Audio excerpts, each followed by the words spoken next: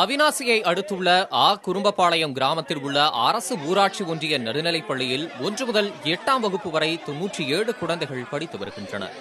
இப்பள்ளியில் 3 மற்றும் 4ஆம் வகுப்பு ஆசிரியராக அவிநாசியைச் சேர்ந்த கிருஷ்ணமூர்த்தி கடந்த ஓராண்டாக பணியாற்றி வருகிறார். இவர் தனது வகுப்பில் உள்ள பெண் குழந்தைகளிடம் வரம்பு மீறி பாலியல் தொல்லை கொடுத்ததாக கூறப்படுகிறது.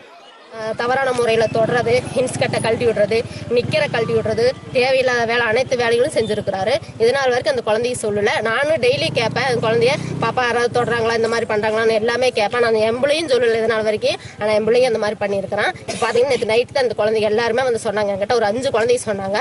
இப்போ காலையில் ஸ்கூலுக்கு போனதுக்கப்புறம் கிட்டத்தட்ட இருக்கிற குழந்தைய போறாமே கம்ப்ளைண்ட் பண்றாங்க. சாக்லேட் வாங்கி கொடுப்பானாமா 5 ஸ்டார், ரெஸ்ட் ரூம் போகும்போது பின்னாடி போவானாமா, பாத்ரூம் போகும்போது எட்டி பாப்பானாமா, இந்த மாதிரி நிறைய சில்லற வேலை செஞ்சிருக்கிறானுங்க. முடிஞ்ச வரைக்கும் அவனை ஆக்ஷன் எடுங்க, அவன் வெளியவே வரக்கூடாதுங்க.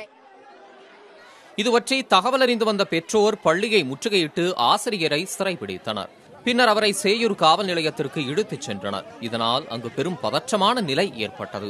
இதனையடுத்து நிகழ்விடத்திற்கு வந்த சேயூர் காவல்துறையினர் ஆசிரியர் கிருஷ்ணமூர்த்தியை பொதுமக்களிடம் இருந்து மீட்டு போலீஸ் ஜீப்பில் ஏற்றி காவல் நிலையம் கொண்டு செல்ல முயன்றபோது ஆத்திரமடைந்த பொதுமக்கள் கிருஷ்ணமூர்த்தியை ரோட்டில் நடந்தபடியேதான் காவல் நிலையம் அழைத்துச் செல்ல வேண்டும் என்று கூறி போலீஸ் ஜீப்பை சிறைபிடித்து பள்ளி குழந்தைகளுடன் ரோட்டில் அமர்ந்து போராட்டம் நடத்தினர்.